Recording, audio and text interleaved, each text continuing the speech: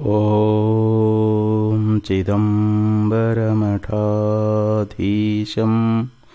सिद्धारूढयतीश्वरं शिष्यप्रशिष्यरूपेण बोधकं गुरुमाश्रये यदङ्घ्रिकमलद्वन्द्वं तापत्रयनिवारणं शान्तैक्यपदं देवं सिद्धारूढमहं भजे। सिद्धारूढमहं भजे। ಅದ್ವೈತ ಸಾರ್ವಭೌಮ ಚಕ್ರವರ್ತಿ ಜಗದ್ಗುರು ಸಿದ್ಧಾರೂಢ ಮಹಾಸ್ವಾಮಿಗಳವರ, ಜಗದ್ಗುರು ಶಿವರಾಮ ಅವಧೂತರ, ಜಗದ್ಗುರು ಭಾರತೀಯಪ್ಪಾಜಿಯವರ ಪವಿತ್ರ ಚರಣ ಅರವಿಂದಗಳಲ್ಲಿ ಅನಂತ ಕೋಟಿ ಶಿರಸಾಷ್ಟಾಂಗ ಪ್ರಣಾಮವನ್ನು ಸಲ್ಲಿಸಿ, ಶ್ರವಣಾಪೇಕ್ಷಿಗಳಾದ ತಮ್ಮೆಲ್ಲರಿಗೂ ಅನೇಕ ಶರಣಾರ್ಥಿಗಳು. ನೀತಿಕಾರ ಒಂದು ಶ್ಲೋಕದಲ್ಲಿ ನಮ್ಮನ್ನು ಕುರಿತು ಬಹುಸುಂದರವಾಗಿರತಕ್ಕಂಥ ಉಪದೇಶವನ್ನು ನೀಡ್ತಾ ಇದ್ದಾನೆ.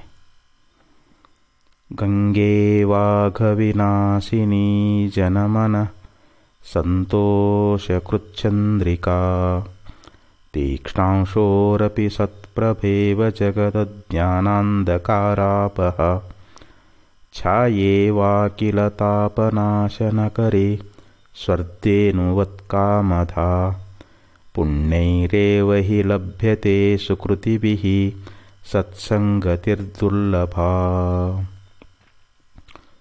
ಈ ಶ್ಲೋಕದೊಳಗೆ ನಾವು ಸತ್ಸಂಗವನ್ನು ಮಾಡುವುದರಿಂದ ಆಗ್ತಕ್ಕಂಥ ಫಲ ಏನು ಅನ್ನೋದ್ರ ಬಗ್ಗೆ ಬಹಳ ಸುಂದರವಾಗಿ ನಮಗೆ ಉಪದೇಶವನ್ನು ಮಾಡ್ತಾ ಇದ್ದಾನೆ.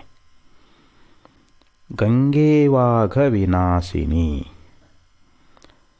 ನಾವು ಮಹಾತ್ಮರ, ಶರಣರ, ಸಂತರ, ಜ್ಞಾನಿಗಳ ಒಂದು ಸಂಘವನ್ನು ಮಾಡ್ತೀವಿ. ನಾವು ಅವರ ದರ್ಶನ ಮಾಡ್ಕೊಳ್ತೀವಿ, ಅವ್ರ ಸೇವಾ ಮಾಡ್ತೀವಿ, ಅವ್ರ ಉಪದೇಶಾಮೃತವನ್ನು ಕೇಳ್ತೀವಿ.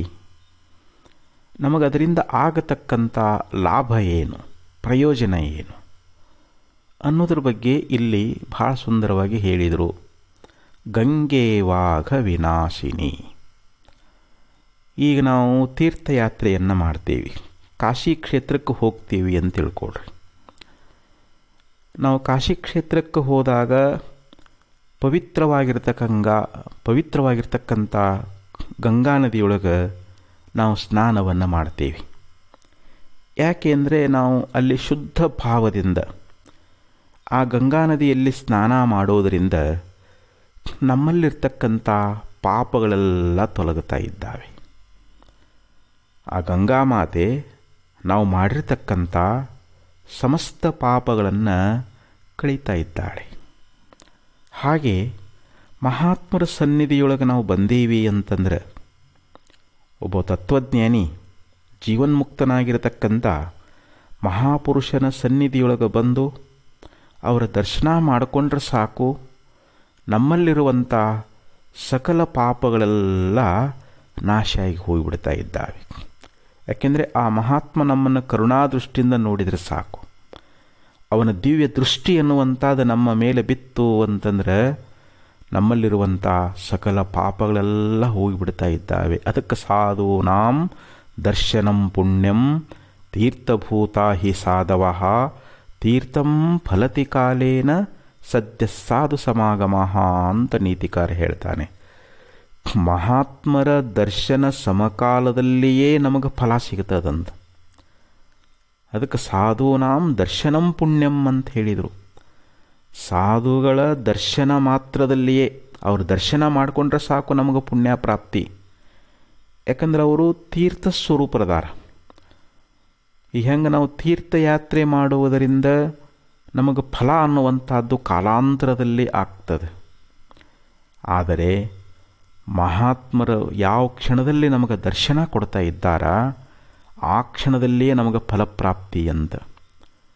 ಸಿದ್ಧಾರೂಢ ಸಂಚಾರ ಕಾಲದೊಳಗೆ ಒಂದು ಕ್ಷೇತ್ರದಲ್ಲಿ ಬಂದರು, ಗೋಮುಖ ತೀರ್ಥ ಅಂಥೇಳಿ. ಅಲ್ಲಿ ಒಬ್ಬ ಮಾರವಾಡಿಗೆ ಕುಷ್ಠರೋಗ ಅನ್ನುವಂಥದ್ದು ಬಂದಿತ್ತು, ಮಹಾರೋಗ ಬಂದಿತ್ತು ಅವನಿಗೆ. ಎಲ್ಲ ವೈದ್ಯಕೀಯ ಉಪಚಾರ ಮುಗಿದಿದ್ದು, ಆದರೂ ಕೂಡ ಆ ರೋಗ ಹೋಗಿದ್ದಿಲ್ಲ. ಅವ ಇನ್ನು ಸಾಯಬೇಕು, ನಾನು ಈ ವೇದನೆ ನನಗೆ ತಾಳಲಿಕ್ಕಾಗ್ತಾ ಇಲ್ಲ, ನನ್ನ ಪ್ರಾಣವನ್ನು ಬಿಡಬೇಕು ಅಂಥೇಳಿ ಬೆಟ್ಟದ ಮೇಲೆ ಹತ್ತಿ ಇನ್ನು ಅಲ್ಲಿಂದ ಹಾರಿ ಪ್ರಾಣ ಬಿಡಬೇಕನ್ನೋದ್ರೊಳಗಾಗಿ ಜನ ಎಲ್ಲ ತಡೀತಾ ಇದ್ದರು. ಬೇಡ ಬೇಡ, ಆತ್ಮಹತ್ಯೆ ಮಾಡ್ಕೊಳ್ಬೇಡ ಅಂಥೇಳಿ ಅವನನ್ನು ತಡೀತಾ ಇದ್ದರು.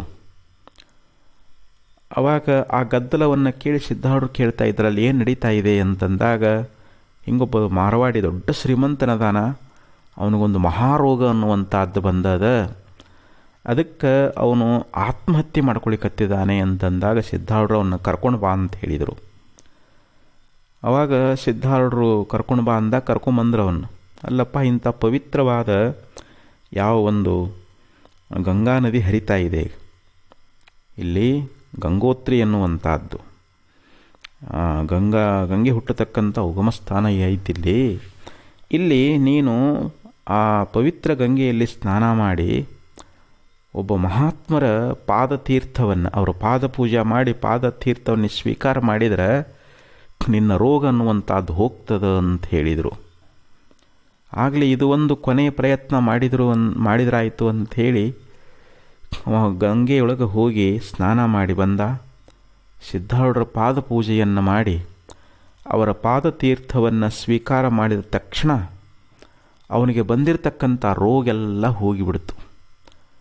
ಸಿದ್ಧಾರೂಢರ ಒಂದು ಹಸ್ತಸ್ಪರ್ಶದಿಂದ, ಅವರ ಪಾದತೀರ್ಥದ ಪ್ರಭಾವದಿಂದ ಸಂಪೂರ್ಣ ಗುಣಮುಖ ಆದ.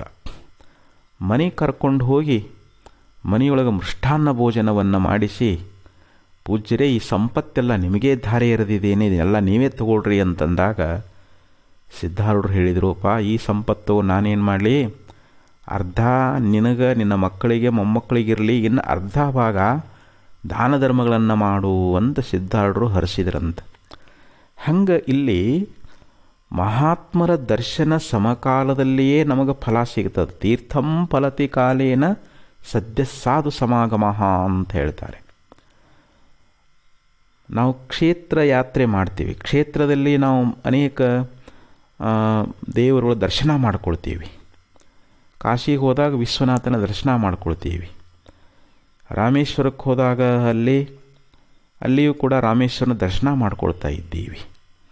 ಹಿಂಗೆ ಅನೇಕ ಪುಣ್ಯಕ್ಷೇತ್ರದಲ್ಲಿ ಹೋದಾಗ ಅಲ್ಲಿ ನಮಗೇನು ದೇವರ ದರ್ಶನ ಆಗ್ತದಲ್ಲ, ಅದರ ಫಲ ನಮಗೆ ಕಾಲಾಂತರದಲ್ಲೇ ಆಗ್ತದೆ, ಅಥವಾ ಮುಂದಿನ ಜನ್ಮದಲ್ಲಿ ಆಗಬಹುದು. ಆದರೆ ಮಹಾತ್ಮರ ದರ್ಶನ ಸಮಕಾಲದಲ್ಲೇ ನಮಗೆ ಪುಣ್ಯ ಪ್ರಾಪ್ತಿ ಅಂತ ಹೇಳ್ತಾರೆ. ಅದಕ್ಕೆ ಗಂಗೆ ವಾಘ ವಿನಾಶಿನಿ. ಹೆಂಗೆ ಪವಿತ್ರವಾದ ಗಂಗೆಯಲ್ಲಿ ಸ್ನಾನ ಮಾಡುವುದರಿಂದ ನಮ್ಮಲ್ಲಿರ್ತಕ್ಕಂಥ ಪಾಪಗಳು ತೊಲಗ್ತಾ ಇದ್ದಾವೋ, ಹಂಗೆ ನಾವು ಒಬ್ಬ ಮಹಾತ್ಮರ ದರ್ಶನ ಮಾಡಿಕೊಂಡೇವಿ ಅಂತಂದರೆ, ಅವರ ಸಂಘವನ್ನು ನಾವು ಮಾಡಿದ್ದೀವಿ ಅಂತಂದರೆ ನಮ್ಮಲ್ಲಿರ್ತಕ್ಕಂಥ ಸಮಸ್ತ ಪಾಪಗಳು ತೊಲಗಿ ಹೋಗ್ತವೆ ಅಂತ ಹೇಳಿದರು. ಅದಕ್ಕೆ ಗಂಗೆ ವಾಘ ವಿನಾಶಿನಿ ಜನಮನಸ್ಸಂತೋಷ ಕೃಚ್ಚಂದ್ರಿಕಾ. ಈಗ ನಾವು ಬ್ಯಾಸಿಗೆಯೊಳಗೆ ಹೊಲದಲ್ಲಿ ದುಡಿದು ಬರ್ತೀವಿ ಅಂತ ತಿಳ್ಕೊಳ್ರಿ, ನಮಗೆ ಭಾಳ ಆಯಾಸ ಆಗ್ತದೆ, ಭಾಳ ಪರಿಶ್ರಮ ಆಗ್ತದೆ. ಬಿಸಿಲಾಗ ದುಡಿದು ಬಂದಿರ್ತೀವಿ, ನಮಗೆ ಭಾಳ ಬಳಲಿಕೆ ಆಗಿರ್ತದೆ. ನಾವು ಹುಣ್ಣಿಮೆ ದಿವಸ ಚಂದ್ರನ ಬೆಳದಿಂಗಳದೊಳಗೆ ನಾವು ಹೊರಗೆ ಬಂದು ಮಲ್ಕೊಂಡೀವಿ ಅಂತಂದ್ರೆ, ಆ ಚಂದ್ರನ ಕಿರಣಗಳು ಏನು ಮಾಡ್ತಾವು ಅಂತಂದರೆ, ಚಂದ್ರನ ಅಮೃತ ಕಿರಣಗಳು ನಮ್ಮ ಶಾರೀರಿಕವಾಗಿರತಕ್ಕಂಥ ಬಳಲಿಕೆಯನ್ನು ದೂರ ಮಾಡ್ತಾವೆ. ನಮ್ಮ ಶರೀರ ಏನು ಬಳಲಿರ್ತದಲ್ಲ, ನಾವು ಪರಿಶ್ರಮ ಪಟ್ಟಿರ್ತೇವಲ್ಲ, ಆ ಬಳಲಿಕೆ ಅನ್ನುವಂಥದ್ದನ್ನು ಅದು ದೂರ ಮಾಡಿಬಿಡ್ತದೆ. ಹಂಗೆ ನಾವು ಮಹಾತ್ಮರ ಸನ್ನಿಧಿಗೆ ಹೋದೀವಿ ಅಂತಂದ್ರೆ ನಮಗೆ ಸಂಸಾರದೊಳಗೆ ಎಷ್ಟೋ ತಾಪಗಳಿರ್ತಾವೆ. ನಾವು ಸಂಸಾರದೊಳಗೆ ದುಃಖದಿಂದ ಬಹಳ ಬಳಲಿರ್ತೀವಿ. ನಮಗೆ ಸಂಸಾರದಲ್ಲಿ ಒಂದಲ್ಲ ಒಂದು ದುಃಖ ನಮ್ಮನ್ನು ಕಾಡ್ತಾ ಇರ್ತಾವೆ. ಆ ಮಹಾತ್ಮರನ್ನು ನಾವು ದರ್ಶನ ಮಾಡಿಕೊಂಡ್ರೆ ಸಾಕು, ನಮ್ಮ ಸಂಸಾರದ ತಾಪೆಲ್ಲ ಹೋಗಿಬಿಡ್ತದೆ. ನಾವು ಸಂಸಾರದ ಎಲ್ಲ ದುಃಖವನ್ನು ಕಳ್ಕೊಂಡು ನಮ್ಮ ಮನಸ್ಸು ಪ್ರಸನ್ನಾಗಿ ಹೋಗಿಬಿಡ್ತದೆ.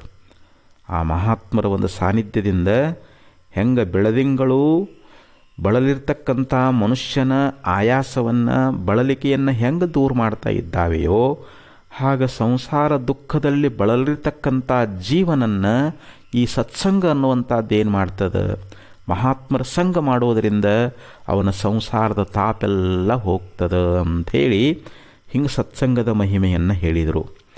ತೀಕ್ಷ್ಣಾಂಶೋರಪಿ ಸತ್ಪ್ರಭೇವ ಜಗದಜ್ಞಾನಾಂಧಕಾರಾಪಹ.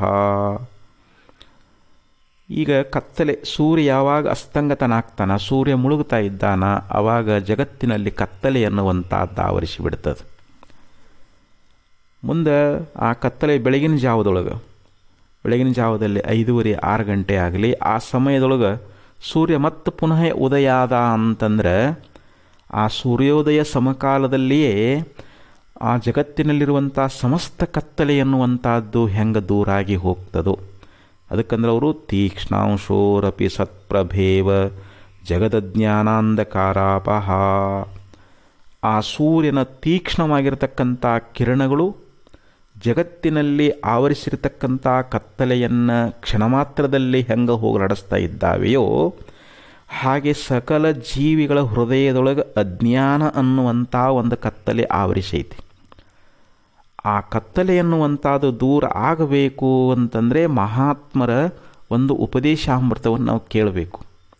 ಮಹಾತ್ಮರ ಸನ್ನಿಧಿಯೊಳಗಿದ್ದುಕೊಂಡು ಶಿವಯೋಗಿಗಳು, ಶರಣರು, ಸಂತರು, ಜ್ಞಾನಿಗಳು ಅಂತೇನದಾರ ಅವರ ಸಮೀಪದೊಳಗೆ ಅವ್ರ ಹತ್ರ ಇದ್ದುಕೊಂಡು ಅವ್ರು ಹೇಳ್ತಕ್ಕಂಥ ಜ್ಞಾನೋಪದೇಶವನ್ನು ನಾವು ಕೇಳಿದ್ದೀವಿ ಅಂತಂದರೆ ನಮ್ಮ ಹೃದಯದಲ್ಲಿರ್ತಕ್ಕಂಥ ಅಜ್ಞಾನ ಅನ್ನುವಂಥ ಕತ್ತಲೆ ಅದು ದೂರಾಗಿ ಹೋಗ್ತದೆ ಅಂಥೇಳಿ ಈ ಸತ್ಸಂಗದ ಮಹಿಮೆಯನ್ನು ಹೇಳ್ತಾ ಇದ್ದಾರೆ. ಅಷ್ಟೇ ಅಲ್ಲ, ಛಾಯೇವಾ ಕೆಲ ತಾಪನಾಶನಕರೀ.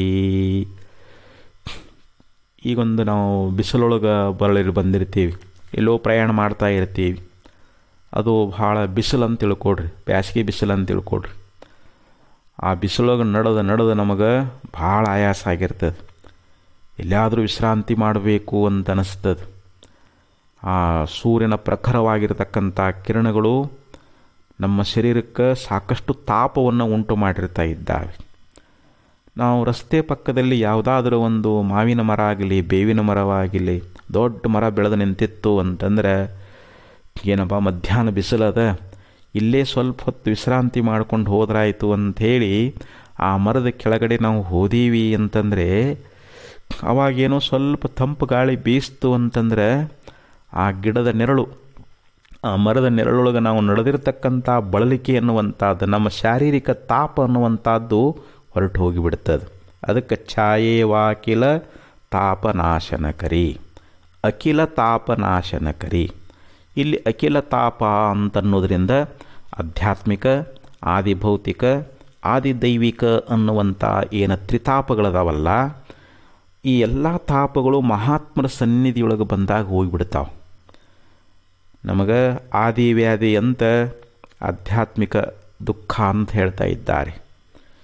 ಮನಸ್ಸಿನಲ್ಲಿ ಕಾಮಕ್ರೋಧಾದಿಗಳಿಂದ ನಮಗೆ ದುಃಖ ಆಗ್ತದೆ, ಶರೀರದೊಳಗೆ ರೋಗಗಳಿಂದ ನಮಗೆ ದುಃಖ ಅನ್ನುವಂಥದ್ದಾಗ್ತದೆ. ಈ ಆಧ್ಯಾತ್ಮಿಕ ದುಃಖ ನಿವೃತ್ತಿಯಾಗಬೇಕು ಅಂತಂದರೆ ನಮಗೆ ಮಹಾತ್ಮರ ಕೃಪಾಶೀರ್ವಾದ ಆಗಬೇಕು, ಮಹಾತ್ಮರ ಕರುಣೆ ಅನ್ನುವಂಥದ್ದಾಗಬೇಕು. ಆ ಮಹಾತ್ಮರ ಕೃಪಾ ಆಯಿತು ಅಂತಂದರೆ ನಮಗೆ ಬಂದಿರತಕ್ಕಂಥ ಎಲ್ಲ ರೋಗಗಳು ನಾಶ ಆಗಿ ಹೋಗಿಬಿಡ್ತಾ ಇದ್ದಾವೆ. ಅದಕ್ಕೆ ಛಾಯೇವಾಕಿಲ ತಾಪನಾಶನಕರಿ. ಇಲ್ಲಿ ಆಧ್ಯಾತ್ಮಿಕ, ಆದಿಭೌತಿಕ, ಆದಿದೈವಿಕ. ಆದಿಭೌತಿಕ ಅನ್ನುವುದರಿಂದ ಹುಲಿ, ಸಿಂಹ, ಕರಡಿ, ಹಾವು, ಚೇಳು ಮೊದಲಾದ ಭೂತಗಳಿಂದ ಆಗ್ತಕ್ಕಂಥ ದುಃಖನೂ ದೂರ ಆಗ್ತದೆ. ಆದಿದೈವಿಕ ದುಃಖ ಅಂತಂದರೆ ಅತಿಯಾದ ಮಳೆ, ಅತಿಯಾದ ಬಿಸಿಲು, ಹೀಗೆ ದೇವತೆಗಳು ಕ್ಷೋಭಗೊಂಡಾಗ, ಅತಿವೃಷ್ಟಿ, ಹೀಗೆಲ್ಲ ದುಃಖಗಳಾಗ್ತಾವಲ್ಲ ದೇವತೆಗಳಿಂದ. ಮತ್ತು ನಮ್ಮ ಮನೆಯಾಗ ಏನು ರೀ ಆ ದೇವ್ರು ಕಾಡ್ತಾರೆ, ಈ ದೇವ್ರು ಕಾಡ್ತಾರೆ ಅಂತ ಹೇಳ್ತಿರ್ತಾರೆ. ಅಂದರೆ ಈ ರೀತಿ ದೈವಿಕ ದೇವತೆ ಸಂಬಂಧವಾಗಿರ್ತಕ್ಕಂಥ ಏನು ನಮಗೆ ದುಃಖ ಬರ್ತದೆ ಆ ದುಃಖನೂ ಕೂಡ ಹೋಗ್ಬಿಡ್ತದೆ ಅಂತ. ನಮ್ದು ಯಾವುದೇ ರೀತಿಯಾಗಿರ್ತಕ್ಕಂಥ ಪ್ರಾಪಂಚಿಕ ತಾಪ ಅನ್ನುವಂಥದ್ದು ನಮ್ಮಲ್ಲಿ ಉಳ್ಕೊಳ್ಳೋದಿಲ್ಲ. ನಾವು ಸತ್ಸಂಗ ಮಾಡೋದ್ರಿಂದ, ಮಹಾತ್ಮರ ದರ್ಶನ, ಅವರ ಉಪದೇಶಾಮೃತದಿಂದ ಸಮಸ್ತ ತಾಪಗಳು ದೂರಾಗಿ ಹೋಗಿಬಿಡ್ತಾ ಇದ್ದಾವೆ. ಮತ್ತು ಇನ್ನೊಂದು ಮಾತು ಹೇಳ್ತಾ ಇದ್ದಾರೆ, ಸ್ವರ್ಧೇನುವತ್ ಕಾಮದ. ಈಗ ಕಾಮಧೇನು ಕಲ್ಪವೃಕ್ಷ ಅಂತ ನಾವು ದೇವಲೋಕದ ದಿವ್ಯ ವಸ್ತುಗಳನ್ನು ನಾವು ಕೇಳ್ತಾ ಇದ್ದೀವಿ.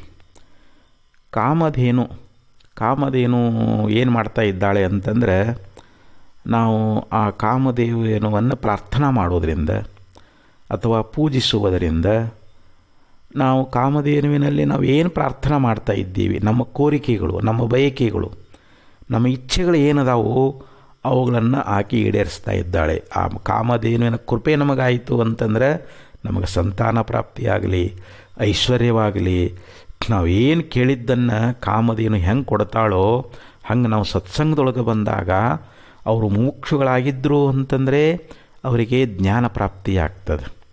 ಅವರು ಬ್ರಹ್ಮಜ್ಞಾನ ಮಾಡಿಕೊಂಡು ಮುಕ್ತರಾಗಿ ಬಿಡ್ತಾರೆ. ಅದರಲ್ಲಿ ಯಾರು ಸಕಾಮನೆಯಿಂದ ಬಂದು ಮಹಾತ್ಮರ ಸೇವಾ ಮಾಡ್ತಾರ ಅವರಿಗೆ ಅವರ ಕಾಮನೆ ಇಷ್ಟಾರ್ಥಗಳ ಸಿದ್ಧಿಯಾಗ್ತಾವೆ. ಒಬ್ಬ ಬಡವದಾನ ಅಂತಂದರೆ ಅವನು ಶ್ರೀಮಂತನಾಗಿ ಬಿಡ್ತಾ ಇದ್ದಾನ.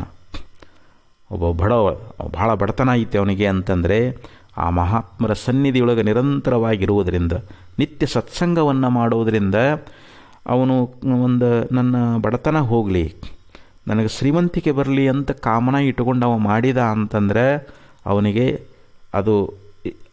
ಸಂಪತ್ತು ಪ್ರಾಪ್ತಿಯಾಗ್ತದೆ ಅಂತ ಹೇಳ್ತಾ ಇದ್ದಾರೆ. ಒಮ್ಮೆ ನಾರದ ಮುನಿಗಳು ವೈಕುಂಠಕ್ಕೆ ಹೋದರು. ಅಲ್ಲಿ ಶ್ರೀಮನ್ನಾರಾಯಣನಲ್ಲಿ ಪ್ರಾರ್ಥನೆ ಮಾಡ್ತಾ ಇದ್ದಾರೆ. ಹೇ ಭಗವಂತ, ನಾವು ಭೂಲೋಕದೊಳಗೆ ಸತ್ಸಂಗವನ್ನು ಮಾಡೋದರಿಂದ ಏನು ಲಾಭ ಆಗ್ತದೆ, ಏನು ಪ್ರಯೋಜನ ಆಗ್ತದೆ, ನಾವು ಸತ್ಸಂಗವನ್ನು ಯಾಕೆ ಮಾಡಬೇಕು ಅಂತಂದಾಗ ನಾರದ ಮುನಿಗಳು ಹೇಳಿದರು, ನೋಡಪ್ಪ, ಭೂಲೋಕದೊಳಗೆ ಹೋಗು, ಅಲ್ಲಿ ಒಂದು ಆಕಳ ಸೆಗಣಿ ಹಾಕ್ಯದ, ಹೆಂಡಿ ಅಂತಾರೆ, ಸೆಗಣಿ ಅಂತಾರೆ, ಅಲ್ಲಿ ಹೋಗು, ಆ ಹುಳ ಐತಲ್ಲಿ ಒಂದು ಹುಳ ಹುಟ್ಟ್ಯದ, ಅದನ್ನು ಕೇಳು, ಸತ್ಸಂಗ ಮಾಡೋದ್ರಿಂದ ಏನು ಫಲ ಸಿಗ್ತದ ಅಂತ ಪ್ರಶ್ನೆ ಕೇಳೋ, ಅದಕ್ಕೆ ಅದು ನಿನಗೆ ಉತ್ತರ ಕೊಡ್ತದ. ಅಂದುಕೊಳ್ಳಿ ನಾರದ ಮುನಿಗಳು ಬಂದರು. ಆ ಸೆಗಣಿಯಲ್ಲಿರ್ತಕ್ಕಂಥ ಹುಳವನ್ನು ನೋಡಿದರು. ಅವಾಗ ಹುಳವನ್ನು ಕುರಿತು ಪ್ರಶ್ನೆ ಮಾಡ್ತಾ ಇದ್ದಾರೆ. ಹೇ ಸೆಗಣಿ ಹುಟ್ಟಿರ್ತಕ್ಕಂಥ ಹುಳವೇ, ಮಹಾತ್ಮರ ಸಂಘದಿಂದ, ಮಹಾತ್ಮರ ದರ್ಶನದಿಂದ ನಮಗೇನು ಫಲ ಸಿಗುತ್ತದ ಅಂತ ಕೇಳಿದಾಗ ಆ ಮಹಾತ್ಮರನ್ನು ತಿಟ್ಟಿಸಿ ನೋಡ್ತದೆ. ನಾರದ ಮುನಿಗಳನ್ನು ನೋಡಿ ಲಟಪಟ ಒದ್ದಾಡಿ ಸತ್ತು ಹೋಗಿಬಿಡ್ತು. ಆವಾಗ ಅವರಿಗೆ ಅಯ್ಯೋ, ನಾನು ಪ್ರಶ್ನೆ ಕೇಳಿದ ತಕ್ಷಣ ಇದು ಸತ್ತು ಹೋಗಿಬಿಡ್ತಲ್ಲ ಅಂತ ಪುನಃ ವಾಪಸ್ ಬಂದರು. ಆವಾಗ ಬಂದು ಕೇಳ್ತಾ ಇದ್ದಾರೆ, ಪರಮಾತ್ಮ, ಆ ಹುಳುಕ್ಕೆ ನಾನು ಕೇಳಿದ ತಕ್ಷಣ ಅದು ನನ್ನ ನೋಡಿ ಸತ್ತು ಹೋಗಿಬಿಡ್ತು ಅಂತಂದಾಗ, ಹಾಗಾದರೆ ಈ ಸಲ ಹೋಗಿ ಒಂದು ಬೇಲಿ ಮೇಲೆ ಒಂದು ಓತಿ ಕಾಟ ಅನ್ನುವಂಥದ್ದು, ನೀನು ಅದಕ್ಕೆ ಹೋಗಿ ಪ್ರಶ್ನೆ ಮಾಡು, ಆವಾಗ ಅದು ನಿನಗೆ ಉತ್ತರ ಕೊಡ್ತದ ಅಂತ ಹೇಳಿದರು. ನಾರದ ಮುನಿಗಳು ಮತ್ತೆ ಭೂಲೋಕಕ್ಕೆ ಬಂದರು. ಆ ಬೇಲಿ ಮೇಲಿರ್ತಕ್ಕಂಥ ಓತಿ ಕಾಟವನ್ನು ಕುರಿತು ಕೇಳ್ತಾ ಇದ್ದಾರೆ. ಆವಾಗ ಓತಿ ಕಾಟ ಹೇಳ್ತು, ಮಹಾತ್ಮರು ನೋಡ್ತದೆ, ನೋಡಿ ಅದು ಕೂಡ ಸತ್ತು ಹೋಗಿಬಿಡ್ತು.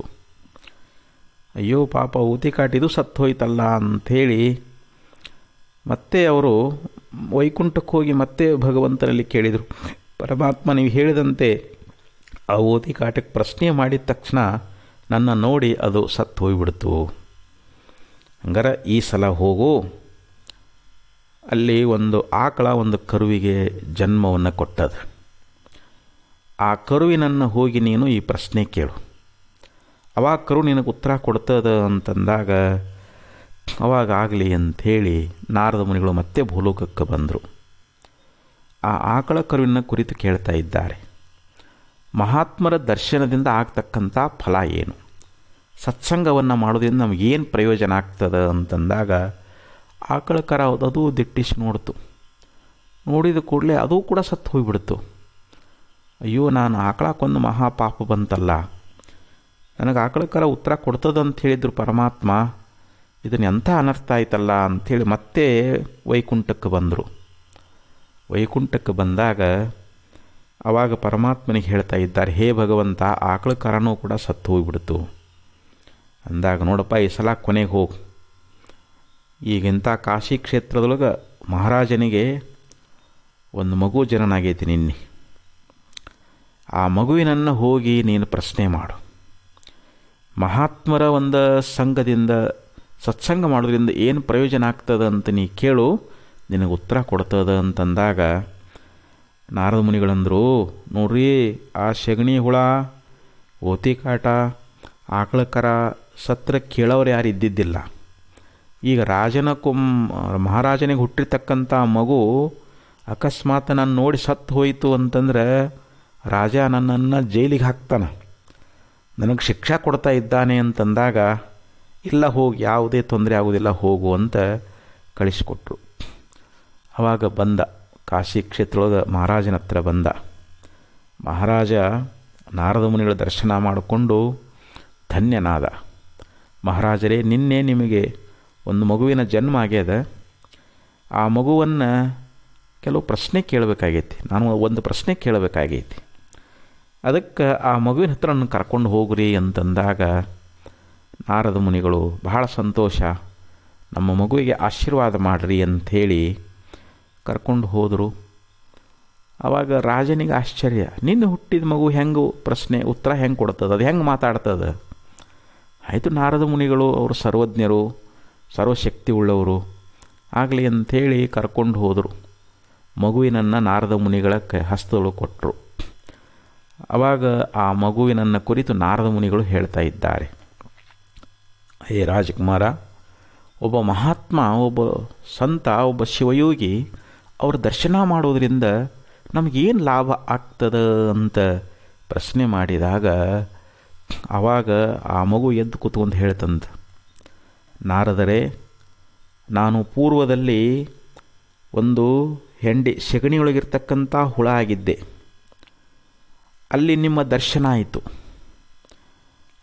ಅದಕ್ಕಿಂತಲೂ ಶ್ರೇಷ್ಠವಾಗಿರ್ತಕ್ಕಂಥ ಒಂದು ಓತಿಕಾಟ ಜನ್ಮ ಅನ್ನುವಂಥದ್ದು ಬಂತು. ಮತ್ತು ಪುನಃ ನೀವು ನನಗೆ ಬಂದು ಅಲ್ಲಿ ದರ್ಶನ ಕೊಟ್ರಿ.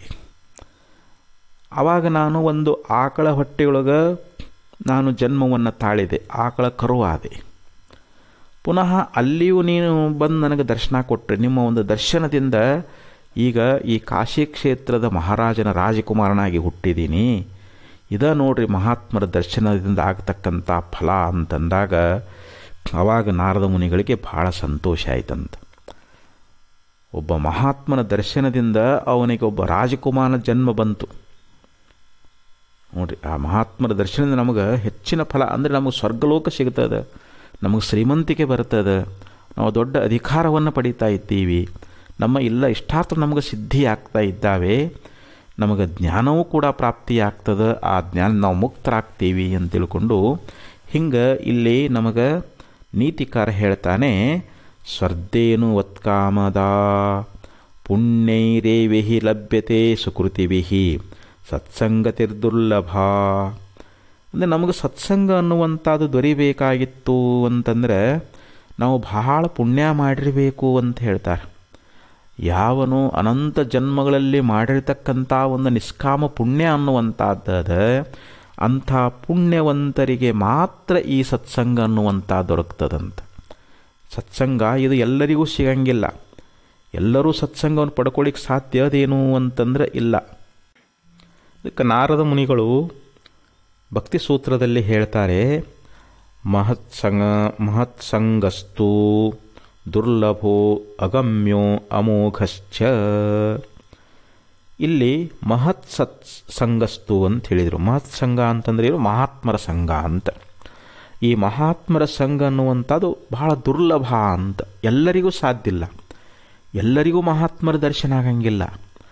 ಮಹಾತ್ಮರ ಒಂದು ಸಂಘ ನಮಗೆ ದೊರಕಬೇಕಾದ್ರೆ ಬಹಳ ಪುಣ್ಯ ಮಾಡಿರಬೇಕು ಅಂತ ಹೇಳ್ತಾ ಇದ್ದಾರೆ.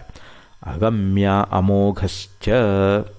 ಆ ಮಹಾತ್ಮರ ಸಂಘ ನಮಗೆ ನಮ್ಮಲ್ಲಿರ್ತಕ್ಕಂಥ ಪಾಪಗಳನ್ನು ಕಳೀತದೆ.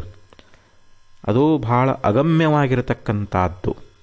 ಅಂದರೆ ನಮಗೆ ಅಲಭ್ಯವಾದದ್ದನ್ನು ಲಭ್ಯ ಮಾಡಿಕೊಡ್ತದೆ. ನಮಗೆ ಯಾವುದು ಅಸಾಧ್ಯ ಆಗ್ಯದ ಅದನ್ನು ನಮಗೆ ಸಾಧ್ಯ ಮಾಡಿಕೊಡ್ತದೆ. ನಮಗೆ ಮುಕ್ತಿಯೂ ಕೂಡ ದೊರೀತದೆ. ನಾವು ಜ್ಞಾನ ಮಾಡಿಕೊಂಡು ಮುಕ್ತರಾಗ್ತಾ ಇದ್ದೀವಿ. ಐಹಿಕ ಪಾರಲೌಕಿಕ ಭೋಗಗಳನ್ನು ಕೂಡ ನಾವು ಪಡ್ಕೊಳ್ತಾ ಇದ್ದೀವಿ. ಆದ್ದರಿಂದ ಈ ಸತ್ಸಂಗ ಅನ್ನುವಂಥದ್ದು ಇದು ಬಹಳ ಶ್ರೇಷ್ಠವಾಗಿರ್ತಕ್ಕಂಥದ್ದು. ಅದಕ್ಕೆ ತದೇವ ಸಾಧ್ಯತಾಂ.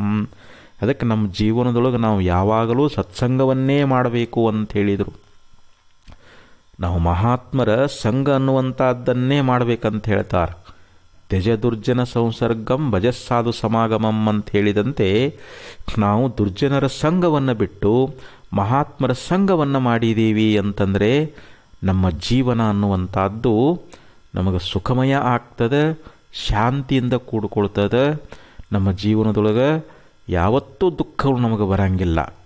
ನಾವು ಶಾಶ್ವತವಾಗಿರ್ತಕ್ಕಂಥ ಮೋಕ್ಷ ಸುಖವನ್ನು ಪಡೀತಾ ಇದ್ದೀವಿ ಅನ್ನುವಂಥ ಮಾತನ್ನು ನಮಗೆ ಮಹಾತ್ಮರು ಭಾಳ ಸುಂದರವಾಗಿ ಉಪದೇಶ ಅನ್ನುವಂಥದ್ದನ್ನು ಮಾಡುವಂಥವರಾಗ್ತಾ ಇದ್ದಾರೆ.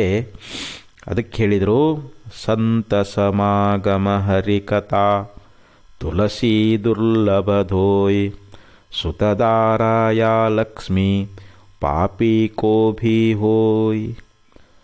ನೋಡ್ರಿ, ಈ ನಮಗೆ ಸಂಸಾರದೊಳಗೆ ಒಬ್ಬ ಪಾಪಿ ಅದಾನಂತಂದ್ರೆ ಅವನಿಗೂ ಕೂಡ ಹೆಂಡತಿ ಆಗಲಿ, ಮಕ್ಕಳಾಗಲಿ, ಅಷ್ಟೈಶ್ವರ್ಯಗಳಾಗಲಿ, ಎಲ್ಲ ಸಂಪತ್ತಾಗಲಿ ಅವನು ಪಡ್ಕೋತಾನೆ.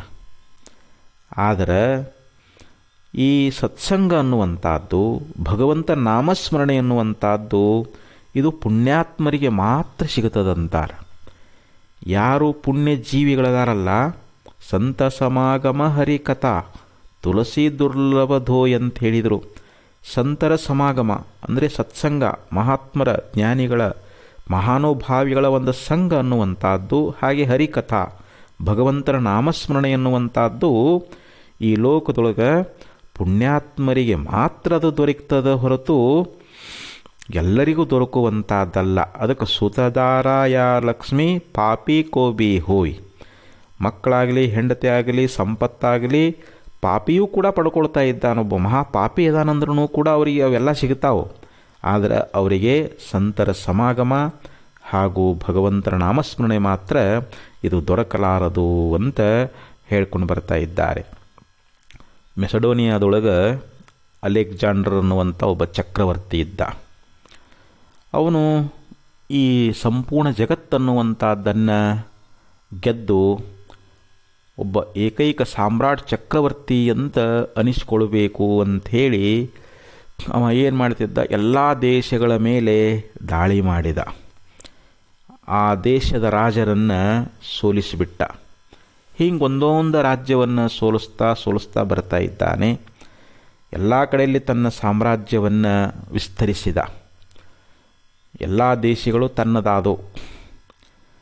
ಇನ್ನು ಈ ನಮ್ಮ ಭಾರತ ಭೂಮಿಗೂ ಕೂಡ ಬರಬೇಕು, ಈ ಭಾರತವನ್ನು ಕೂಡ ಗೆಲ್ಲಬೇಕು. ಯಾಕಂದರೆ ಇದು ಸಂಪದ್ಭರಿತವಾಗಿರತಕ್ಕಂಥದ್ದು. ಭಾರತದೊಳಗೆ ಅಪಾರವಾದ ಸಂಪತ್ತದು. ಇಲ್ಲಿ ಮುತ್ತು, ರತ್ನ, ಬಂಗಾರ, ಏನೆಲ್ಲ ಇಲ್ಲಿ ದವಸ ಧಾನ್ಯ ಎಲ್ಲ ರೀತಿಯಾಗಿರ್ತಕ್ಕಂಥ ಸಂಪತ್ತಿನಿಂದ ಕೂಡಿಕೊಂಡಿರುವಂಥದ್ದು ನಮ್ಮ ಭಾರತ ಭೂಮಿ. ಭಾಳ ಪವಿತ್ರವಾಗಿರ್ತಕ್ಕಂಥದ್ದು. ಇದನ್ನು ಗೆಲ್ಲಬೇಕನ್ನುವಂಥ ಒಂದು ಇಚ್ಛಾ ಅನ್ನುವಂಥದ್ದು ಬಂತು.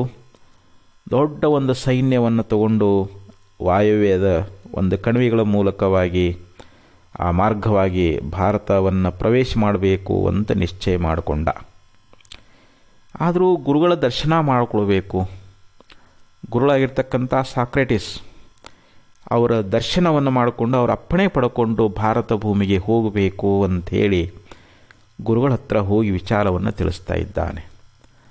ಆವಾಗ ಸಾಕ್ರೆಟಿಸ್ ಒಳ್ಳೆ ತತ್ವಜ್ಞಾನಿಗಳು, ಒಳ್ಳೆ ಮಹಾತ್ಮರು, ಸರ್ವಜ್ಞರವರು. ಆವಾಗ ಅವರಂತ ಇದ್ದಾರ, ಭಾಳ ಸಂತೋಷಪಟ್ಟರು. ಆದರೂ ಇವನಿಗೊಂದು ದುರಾಸೆ. ಯಾಕಂದರೆ ಇಷ್ಟೊಂದು ರಾಜ್ಯಗಳನ್ನು ಗೆದ್ರೂ, ಇಷ್ಟೊಂದು ದೇಶವನ್ನು ಗೆದ್ರೂ ಕೂಡ ಇನ್ನೂ ರಾಜ್ಯ ವಿಸ್ತಾರ ಆಗಬೇಕು ಅನ್ನುವಂಥ ದುರಾಸೆಯಿಂದ ಕೂಡ್ಕೊಂಡಿದ್ದಾನಲ್ಲ.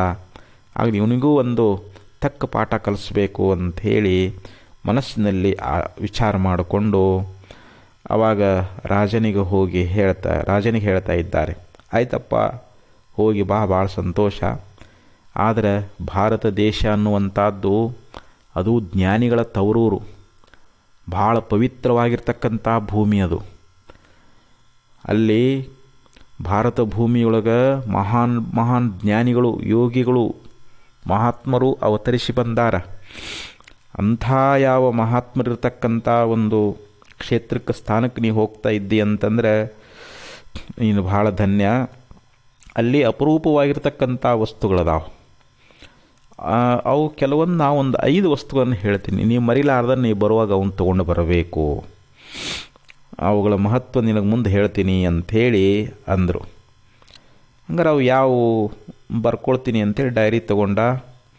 ಆವಾಗ ಸಾಕ್ರೆಟಿಸ್ ಅವರು ಹೇಳ್ತಾ ಇದ್ದಾರ, ಸುನೋ ಸುಕ್ರಾತ್, ತುಮ್ ಅಗರ್ ಗಯೆ ತೋ ಏಕ್ ರಾಮ್ ಔರ್ ಸೀತಾ ಕಹನಿ ಲಾನಾ. ಈ ಯಾವ ಅಲೆಕ್ಸಾಂಡರ್ನ ಕುರಿತು ಗುರುಗಳು ಹೇಳಿದರು, ಸಾಕ್ರೆಟಿಸ್ ಅವರು ಹೇಳ್ತಾ ಇದ್ದಾರೆ, ನೀನು ಒಂದು ವೇಳೆ ಭಾರತಕ್ಕೆ ಹೋದಿ ಅಂತಂದ್ರೆ ಏಕ ರಾಮ್ ಅವ್ರ ಸೀತಾ ಕಹಾನಿ, ರಾಮ ಸೀತೆಯರ ಒಂದು ಚರಿತ್ರೆ ಅಂದರೆ ರಾಮಾಯಣ, ಒಂದು ರಾಮಾಯಣ ಗ್ರಂಥವನ್ನು ತಗೊಂಡು ಬಾ ಅಂತ ಹೇಳಿದರು. ಅದನ್ನು ನಾವು ಬರ್ಕೊಂಡ. ಅವರು ಏಕ ಭಗವದ್ಗೀತಾ ಗ್ರಂಥ ಲಾವು, ಮತ್ತು ಒಂದು ಶ್ರೇಷ್ಠವಾಗಿರ್ತಕ್ಕಂಥ ಇದು ಪಂಚಮ ವೇದ ಯಾವುದು, ಮಹಾಭಾರತ. ಆ ಮಹಾಭಾರತದಲ್ಲಿ ಬರ್ತಕ್ಕಂಥ ಇಲ್ಲಿ ಭಗವದ್ಗೀತಾ ಅನ್ನುವಂಥದ್ದು ಕೃಷ್ಣ ಪರಮಾತ್ಮ ಅರ್ಜುನನಿಗೆ ಬೋಧ ಮಾಡಿರುವಂಥ ಒಂದು ಅತಿ ಉತ್ತಮವಾದ ಪವಿತ್ರವಾದ ಗ್ರಂಥ. ಅದನ್ನೊಂದು ತಗೊಂಡು ಬಾ ಅಂತ ಹೇಳಿದರು. ಏಕ ಲೋಟ ಗಂಗಾ ಪಾನೀಲಾನ, ಒಂದು ಗ್ಲಾಸು ಗಂಗಾಜಲವನ್ನು ತಗೊಂಡು ಬಾ, ಯಾಕಂದರೆ ಪವಿತ್ರವಾದ ಗಂಗೆ, ಆ ಗಂಗೆಯ ತೀರ್ಥವನ್ನು ನಾವು ಪಾನ ಮಾಡಿದರೆ ನಾವು ಪವಿತ್ರ ಆಗಿಬಿಡ್ತಾ ಇದ್ದೀವಿ. ಅಂಥ ಒಂದು ಗ್ಲಾಸ್ ಗಂಗಾಪಾನ ನೀರನ್ನು ತಗೊಂಡು ಬಾ. ಅವ್ರು ಏಕ್ ಬನ್ಸರಿ ಲಾಬಾನ್ ಲಾವೋ, ಅವ್ರು ಬಹುತ್ ಇಂಪಾರ್ಟೆಂಟ್ ಏಕ್ ಸಾಧು ಲಾನಾ ಅಂತ ಹೇಳಿದರು. ಒಂದು ಕೊಳಲು ತಗೊಂಡು ಬಾ. ಅಷ್ಟೇ ಅಲ್ಲ, ಒಂದು ಮುಖ್ಯವಾಗಿರತಕ್ಕಂಥ ಒಬ್ಬ ಸಾಧು, ಒಬ್ಬ ತತ್ವಜ್ಞಾನಿ, ಒಬ್ಬ ಮಹಾತ್ಮನನ್ನು ನಿನ್ನ ಜೊತೆಯಲ್ಲಿ ಕರ್ಕೊಂಡು ಬಾ ಅಂತ ಹೇಳಿದ. ಆಗಲಿ ಅಂಥೇಳಿ ಚಕ್ರವರ್ತಿ ಎಲ್ಲ ಬರ್ಕೊಂಡ, ಪ್ರಯಾಣವನ್ನು ಬೆಳೆಸಿದ. ಅವ್ರಿಗೆ ನಮಸ್ಕಾರ ಮಾಡಿ ಅವರ ಆಶೀರ್ವಾದ ಪಡ್ಕೊಂಡು ಹೊರಟ. ದೇಶದ ಮೇಲೆ ದೇಶಗಳನ್ನು ತಿರುಗ್ತಾ ಪಂಜಾಬ್ ಪ್ರಾಂತ್ಯಕ್ಕೆ ಬರ್ತಾ ಇದ್ದಾನೆ. ಅಲ್ಲಿ ಅವನಿಗೆ ಆ ಮಗಧ ರಾಜ್ಯದ ಮೇಲೆ ಕಣ್ಣು ಬಿತ್ತು. ಇನ್ನೇನು ಹೊರಡಬೇಕು. ಆಗ ಅವನ ಸೈನಿಕರು, ನಾವು ನಮ್ಮ ತಂದೆ ತಾಯಿ ಹೆಂಡತಿ ಮಕ್ಕಳನ್ನು ಬಿಟ್ಟು ಬಂದೇವಿ, ಭಾಳ ದಿವಸ ಆಯಿತು, ನಾವು ಇನ್ನು ಹಿಂದಿರುಗಬೇಕು ಅಂತ ಅವರೆಲ್ಲ ಹಠ ಹಿಡಿದ್ರು. ಮತ್ತಿನ್ನು ವಿಧಿ ಇಲ್ಲದೆ ಹಿಂದಿರುಗುವಂಥ ನಿರ್ಧಾರ ಮಾಡಿಕೊಂಡ. ಆವಾಗ ಗುರುಗಳು ಹೇಳಿದ್ರಲ್ಲ, ಅವ್ರ ಮಾತು ಜ್ಞಾಪಕಕ್ಕೆ ಬಂತು. ಆವಾಗ ತಕ್ಷಣ ಏನು ಮಾಡಿದ, ಒಂದು ಭಗವದ್ಗೀತಾ ಕೊಂಡುಕೊಂಡ, ರಾಮಾಯಣ ಗ್ರಂಥವನ್ನು ತಗೊಂಡ, ಮತ್ತು ಒಂದು ಬಿಂದಿಗೆಯೊಳಗೆ ಗಂಗಾಜಲವನ್ನು ತಗೊಂಡ. ಆ ಬಳಿಕ ಒಂದು ಕೊಳಲು ಅದನ್ನು ಕೂಡ ತಂದು ಕೊಟ್ಟರು. ಇನ್ನೊಬ್ಬ ಸಾಧು ಬೇಕಲ್ಲ, ಒಬ್ಬ ಸಂತನ್ನು ಕರ್ಕೊಂಡು ಹೋಗ್ಬೇಕಲ್ಲ. ಅಲ್ಲಿ ಅರಣ್ಯ ಪ್ರದೇಶದೊಳಗೆ ಅನೇಕ ಜನ ಸಾಧುಗಳು ಸತ್ಪುರುಷರು ವಾಸ ಮಾಡಿಕೊಂಡಿದ್ದರು. ಅವ್ರು ಯಾವಾಗಲೂ ತಪಸ್ಸಿನ ನಿರತರಾಗಿರ್ತಿದ್ದರು. ಅಲ್ಲಿ ವಿಚಾರ ಮಾಡಿದಾಗ ಅಲ್ಲಿಗೆ ಹೋಗ್ತಾ ಇದ್ದಾನೆ ಒಬ್ಬ ಮಹಾತ್ಮರು ಇರ್ತಕ್ಕಂಥ ಒಂದು ಸಮಯದೊಳಗೆ ಹೋದ. ಅಲ್ಲಿ ಒಂದು ದೊಡ್ಡ ಬೆಟ್ಟ, ಆ ಮರಗಳು ಬೆಳೆದಿದ್ದು. ಅಲ್ಲಿ ನೋಡಿ, ಅಲ್ಲಿ ಒಬ್ಬ ಸಾಧು ಆತ್ಮಚಿಂತನ ಮಾಡ್ಕೊತ ಬರಿಮೈಯೊಳಗಿದ್ದವನು, ಕೌಪೀನವನ್ನು ಧರಿಸಿ ಒಂದು ವಸ್ತ್ರವನ್ನು ಸುತ್ತಕೊಂಡು ಧ್ಯಾನದಲ್ಲಿ ಮಗ್ನನಾಗಿದ್ದ. ಚಕ್ರವರ್ತಿ ಬಂದದ್ದನ್ನು ಅವನಿಗೆ ಕಾಣಿಸ್ಲೇ ಇಲ್ಲ, ಯಾಕಂದ್ರೆ ಕಣ್ಣು ಮುಚ್ಕೊಂಡು ಧ್ಯಾನ ಮಾಡ್ಕೊತ ಅಂತರ್ಮುಖಿಯಾಗಿದ್ದ. ಆವಾಗ ಚಕ್ರವರ್ತಿ ಸ್ವಲ್ಪ ಶಬ್ದ ಮಾಡ್ತಾ ಇದ್ದಾನೆ, ಹೇ ಸ್ವಾಮಿಗಳ, ಏನು ಮಾಡ್ತಾಯಿದ್ರಿ ಇಲ್ಲಿ ಹೇಳ್ರಿ ಅಂತಂದವ. ಆಗಲೂ ನಿಶ್ಶಬ್ದ, ಯಾಕೆ ಅವನು ಮೌನವಾಗಿ ಧ್ಯಾನದಲ್ಲಿ ಮಗ್ನನಾಗಿ ಬಿಟ್ಟಿದ್ದ. ವಿಧಿ ಇಲ್ಲದೆ ಆವಾಗ ಸ್ವಲ್ಪ ವಿನಮ್ರನಾಗಿ ಕೇಳ್ತಾ ಇದ್ದಾನೆ, ನೀವು ಇಲ್ಲಿ ಯಾಕೆ ಬರೀ ಮೈಲೊಳಗೆ ಇಂಥ ಒಂದು ಕಲ್ಲು ಹಾಸಿಗೆ ಮೇಲೆ ಮಲ್ಕೊಂಡಿದ್ದೀರಿ? ನಿಮಗಿಲ್ಲಿ ವಾಸ ಮಾಡಲಿಕ್ಕೆ ಯಾವುದೇ ಒಂದು ಮನೆ ಇಲ್ಲ, ಒಳ್ಳೆಯ ಇಲ್ಲಿ ನಿಮಗೆ ತಿನ್ನಲಿಕ್ಕೆ ಆಹಾರ ಇಲ್ಲ. ಇದು ದಟ್ಟವಾದ ಅರಣ್ಯ. ಅರಣ್ಯದೊಳಗೆ ನೀವು ಒಬ್ಬರೇ ಇಲ್ಲಿ ಇದ್ದೀರಲ್ಲ, ಇಲ್ಲಿ ನಿಮಗೆ ಪ್ರಾಣಿಗಳ ಭಯ ಇದೆ. ಹುಲಿ, ಸಿಂಹ, ಕರಡಿ ಎನ್ನುವಂಥದ್ದು ಬಂದು ನಿಮಗೆ ತೊಂದರೆ ಮಾಡ್ಬೋದು. ನೀವು ನಮ್ಮ ದೇಶಕ್ಕೆ ಬಂದದ್ದಾದರೆ ನಿಮಗೊಂದು ಒಳ್ಳೆ ಬಂಗಲೆ ಕಟ್ಟಿಸಿಕೊಡ್ತೀನಿ. ಅಲ್ಲಿ ಒಳ್ಳೆ ಮಂಚ, ನಿಮ್ಮ ಸೇವಾ ಮಾಡೋಕ್ಕೆ ಕಾಳುಗಳು ನಿಮ್ಮ ಊಟ ಉಪಚಾರಕ್ಕೆ ಒಳ್ಳೆಯ ಮೃಷ್ಟಾನ್ನ ಭೋಜನ, ನಿಮ್ಮ ಅನುಷ್ಠಾನಕ್ಕೆ ಬೇಕಾಗಿರ್ತಕ್ಕಂಥ ಎಲ್ಲ ಸೌಲಭ್ಯವನ್ನು ಮಾಡಿಕೊಡ್ತಾ ಇದ್ದೀನಿ, ನಮ್ಮ ದೇಶಕ್ಕೆ ಬರ್ತೀರಾ ಅಂತ ಕೇಳಿದ. ಆಗಲೂ ಅವನಿಗೆ ಮೌನ, ಮಹಾತ್ಮರು ಏನೂ ಮಾತಾಡಲಿಲ್ಲ. ಅವ ಏನು ಪ್ರಶ್ನೆ ಕೇಳಿದ್ರೂ ಕೂಡ ಮೌನವಾಗಿಯೇ ಇದ್ದ. ಆವಾಗ ಎಷ್ಟೇ ಆಗಲಿ ಚಕ್ರವರ್ತಿ ಅಲ್ಲ, ಯಾಕಂದರೆ ಅಲೆಕ್ಸಾಂಡರ್ನ ಹೆಸರನ್ನು ಕೇಳಿದ್ರೆ ಜಗತ್ತಿನಲ್ಲಿ ಎಲ್ಲರೂ ಭಯ ಪಡ್ತಾ ಇದ್ದರು, ಗಡ ನಡುಗ್ತಾ ಇದ್ದರು. ಇಂಥ ಚಕ್ರವರ್ತಿಗೆ ಒಬ್ಬ ಭಿಕ್ಷುಕ, ಒಬ್ಬ ಸಾಧುವಿನ ಬಳಿ ನಿಂತಿಷ್ಟೆಲ್ಲ ಪ್ರಶ್ನೆ ಮಾಡಿದ್ರೂ ಕೂಡ ಉತ್ತರ ಬರಲಿಲ್ಲ. ಆ ಸಾಧುಗಳ ವರ್ತನೆಯಿಂದ ಇವನಿಗೆ ಭಾಳ ಸಿಟ್ಟು ಬಂತು. ಅಲೆಕ್ಸಾಂಡರ್ನಿಗೆ ಭಾಳ ಸಿಟ್ಟು ಬಂತು. ಕೈಯೊಳಗೆ ಕತ್ತಿ ತೊಗೊಂಡು ಇವನು ಕೊಲ್ಲಬೇಕು ಅಂಥೇಳಿ ಖಡ್ಗವನ್ನು ಎತ್ತಿದ. ಆವಾಗ ಆ ಸಾಧುಗಳು ಅಲೆಕ್ಸಾಂಡರ್ ನೋಡು ಪಕ್ಕ ನಕ್ಬಿಟ್ರು ಅವರು. ಆ ನಗು ಆ ಚಕ್ರವರ್ತಿ ಎದೆಯನ್ನೇ ನಡಗಿಸಿಬಿಡ್ತು. ಅವನ ತಲೆಯಲ್ಲಿರ್ತಕ್ಕಂಥ ಮಡ್ಡ ಇಳಿದು ಹೋಗಿಬಿಡ್ತು. ಯಾಕಂದರೆ ಇಲ್ಲಿವರು ನನ್ನ ಹೆಸರು ಕೇಳಿದರೆ ಸಾಕು, ಕತ್ತಿ ನೋಡಿದರೆ ಎಂಥ ಪರಾಕ್ರಮಿಗಳು ಕೂಡ ಆ ಕಡೆ ನಡುಗ್ತಾ ಇದ್ದರು. ಆದರೆ ನಾನು ಕೋಪದೊಳಗೆ ಈ ಕತ್ತಿ ಹಿರಿದ್ರೂ ಕೂಡ ಇವನಿಗೆ ಪ್ರಾಣದ ಭಯ ಇಲ್ಲದೆ ಎದುರಿಗೆ ನಗ್ತಾ ಇದ್ದಾನಲ್ಲ ಅಂಥೇಳಿ ಒಂದು ಕ್ಷಣಕಾಲ ಅವರು ವಿಚಾರ ಮಾಡಿದರು. ಅಲೆಕ್ಸಾಂಡರ್ ಶಾಂತನಾಗಿ, ಸ್ವಾಮಿಗಳೇ ಯಾಕೆ ನಗ್ತಾ ಇದ್ದೀರಲ್ಲ, ನನ್ನನ್ನು ಕೊಲ್ತೀನಿ ಅಂಥೇಳಿ ನಿಮಗೆ ಭಯ ಇಲ್ಲೇನು? ಆ ಸಮಯದೊಳಗೆ ಅವ ಹೇಳ್ತಾ ಇದ್ದಾನೆ, ಒಬ್ಬ ಮಹಾತ್ಮ ಹೇಳ್ತಾ ಇದ್ದಾನೆ, ನೀನು ಕತ್ತಿಯನ್ನು ತೊಗೊಂಡು ನನ್ನ ಕೊಲ್ಲಿಕ್ಕೆ ಬರ್ತಾ ಇದ್ದೀಯಲ್ಲ, ನನ್ನನ್ನು ಯಾವ ಕತ್ತಿಯೂ ಕತ್ತರಿಸಲಾರದು. ನೈನಂ ಚಿಂದಂತಿ ಶಸ್ತ್ರಾಣಿ ನೈನಂ ದಹತಿ ಪಾವಕಃ ನಚೈನಂ ಕ್ಲೇದಯಂತ್ಯಾಪೋ ನ ಶೋಷಯತಿ ಮಾರುತಃ ಅಂತ ಭಗವದ್ಗೀತೆಯಲ್ಲಿ ಭಗವಂತ ಹೇಳಿದಂತೆ, ಹೇ ಮಹಾರಾಜ, ನಿನ್ನ ಕತ್ತಿ ಎನ್ನುವಂಥದ್ದು ನನ್ನನ್ನು ಕತ್ತರಿಸಲಾರದು. ಈ ಶರೀರವನ್ನು ಕೊಲ್ಲಬಹುದು, ನಾನು ಕೇವಲ ಪರಮಾತ್ಮನಾಗಿದ್ದೇನೆ, ನಾನು ಪ್ರತ್ಯೇಕಾತ್ಮನಾಗಿದ್ದೇನೆ. ಅಗ್ನಿ ಸುಡೋದಿಲ್ಲ, ನೀರು ನೆನೆಸೋದಿಲ್ಲ, ಗಾಳಿ ಒಣಗಿಸೋದಿಲ್ಲ. ಈ ಮಾತನ್ನು ಕೇಳ್ತಕ್ಕಂಥ ಚಕ್ರವರ್ತಿಗೆ ಆವಾಗ ಅವನಿಗೆ ಅರಿವಿಲ್ಲದೆ ಅವನಿಗೇನಾಯಿತು ಅಂತಂದರೆ ಆ ಮಹಾತ್ಮನನ್ನು ನೋಡಿ ಸಾಷ್ಟಾಂಗ ನಮಸ್ಕಾರ ಹಾಕಿದ. ಯಾಕಂದರೆ ಅವನಿಗೆ ಅಂಥ ಒಂದು ಶ್ರೇಷ್ಠವಾದ ಜ್ಞಾನ ಆಗಿದ್ದಿಲ್ಲ. ಯಾಕಂದರೆ ನಾವೆಲ್ಲರೂ ಕೇವಲ ಒಂದು ಆತ್ಮಸ್ವರೂಪರೇ ಆಗಿದ್ದೀವಿ. ಆತ್ಮನನ್ನು ಯಾವ ಶಸ್ತ್ರಗಳು ಕತ್ತರಿಸಲಾರವು ಅನ್ನುವಂಥ ಒಂದು ಜ್ಞಾನ ಅನ್ನುವಂಥದ್ದು ಅವನಿಗೆ ಇದ್ದಿದ್ದಿಲ್ಲ. ಆವಾಗ ಆ ತತ್ವಜ್ಞಾನಿ ಹೇಳ್ತಾ ಇದ್ದಾನೆ, ನೋಡಪ್ಪ, ಈ ದೇಹವನ್ನು ನೀನು ಕೊಂದು ಹಾಕಬಹುದು, ನನ್ನ ಆತ್ಮನನ್ನು ನಿನ್ನ ಶಸ್ತ್ರ ಏನೂ ಮಾಡೋದಿಲ್ಲ. ಮತ್ತು ನೀ ಏನು ಕತ್ತಿ ಹಿರಿದೆಯಲ್ಲ, ಆ ಶಕ್ತಿ ಯಾರ್ದಂತ ತಿಳ್ಕೊಂಡು ಸ್ವಲ್ಪ ಹುಷಾರಾಗಂತಾರ, ಹುಷಾರಾಗಿ ಮಾತಾಡು. ಈ ನಿನ್ನ ಬಂಗಲೆ, ನಿನ್ನ ಕಾರು, ನಿನ್ನ ಮಂಚ, ಆಳು ಕಾಳು ಎಲ್ಲವೂ ಈ ದೇಹ ಪೋಷಣೆಗೆ ಹೊರತು ನನ್ನ ಈ ದೇಹದೊಳಗಿರ್ತಕ್ಕಂಥ ಆತ್ಮ ಚೈತನ್ಯ ಏನದಲ್ಲ, ಅದಕ್ಕೆ ಇವು ಅದಕ್ಕೇನು ಅವಶ್ಯಕತೆ ಇಲ್ಲ. ಅದಕ್ಕೆ ಅದನ್ನೇ ಕತ್ತರಿಸ್ಲಿಕ್ಕೆ ಆಗ್ತದೇನೋ ಅಂತಂದ್ರೆ ಇಲ್ಲ. ಇಂಥ ಒಂದು ಗಂಭೀರವಾಗಿರ್ತಕ್ಕಂಥ ಆ ವಾಣಿಯನ್ನು ಕೇಳಿ ಅವನು ಮಹಾತ್ಮರ ಪಾದದ ಮೇಲೆ ಕತ್ತಿಯನ್ನಿಟ್ಟು ನಮಸ್ಕಾರ ಮಾಡ್ತಾ ಇದ್ದಾನೆ. ಮಹಾತ್ಮರೇ, ಕ್ಷಮಾ ಮಾಡಿರಿ, ನಾನು ಏನೇನೋ ಮಾತಾಡಿಬಿಟ್ಟೆ. ನಿಮ್ಮ ಒಂದು ಸನ್ನಿಧಿಯಿಂದ, ನಿಮ್ಮ ವಾಣಿಯಿಂದ ನನ್ನ ಕಣ್ಣು ತೆರೀತಿವಾಗ ಅಂಥೇಳಿ ನಮಸ್ಕಾರ ಮಾಡಿದ. ಅಲ್ಲಿಂದ ತನ್ನ ಬಿಡಾರವನ್ನು ಸೇರ್ತಾ ಇದ್ದಾನೆ.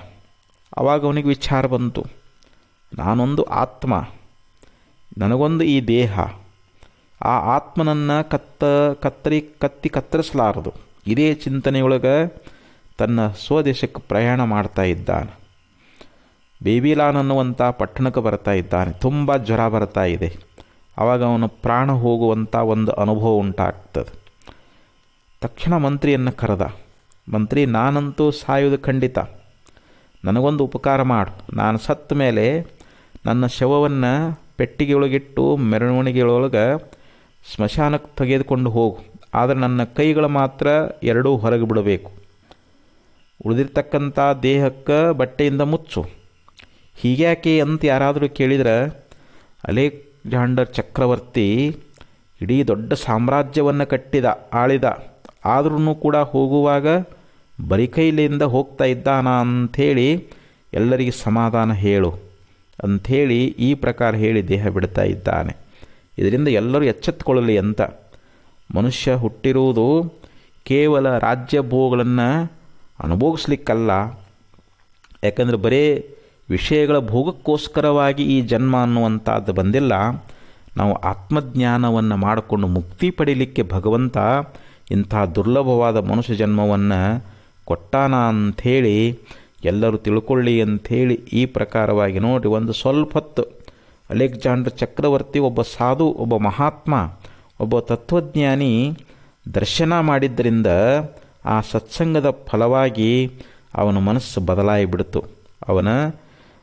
ನಾನು ಆತ್ಮನನ್ನು ಅರಿಲಿಲ್ವಲ್ಲ, ನಾನು ಆತ್ಮನ ತಿಳ್ಕೊಂಡು ಮುಕ್ತನಾಗಬೇಕಾಗಿತ್ತು ಅಂಥೇಳಿ ಅವನಿಗೆ ಬಹಳ ಪಶ್ಚಾತ್ತಾಪ ಅನ್ನಿಸ್ತು.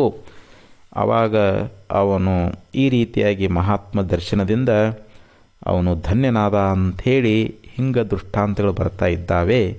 ಅದಕ್ಕೆ ಇಲ್ಲಿ ಸತ್ಸಂಗತಿ ಅತಿ ದುರ್ಲಭ. ಈ ಸತ್ಸಂಗ ಅನ್ನುವಂಥದ್ದು ಇದು ಸಿಗಬೇಕು ಅಂತಂದರೆ ನಾವು ಭಾಳ ಪುಣ್ಯ ಮಾಡಿರಬೇಕು. ಪುಣ್ಯದಿಂದ ಮಾತ್ರ ಸತ್ಸಂಗ ನಮಗೆ ದೊರಕ್ತದೆ ಅಂತ ಹೇಳ್ತಾ ಇದ್ದಾರೆ. ಅಂಥ ಸತ್ಸಂಗವನ್ನು ಮಾಡಿಕೊಂಡು ನಾವು ಮುಕ್ತರಾಗೋಣ ಅಂತ ಹೇಳ್ತಾ ಈ ಎರಡು ಸದ್ಗುರುಚರಣಕ್ಕೆ ಅರ್ಪಿಸಿ ಇಲ್ಲಿಗೆ ವಿರಮಿಸ್ತಾ ಇದ್ದೇನೆ. ಓಂ ತತ್ಸತ್.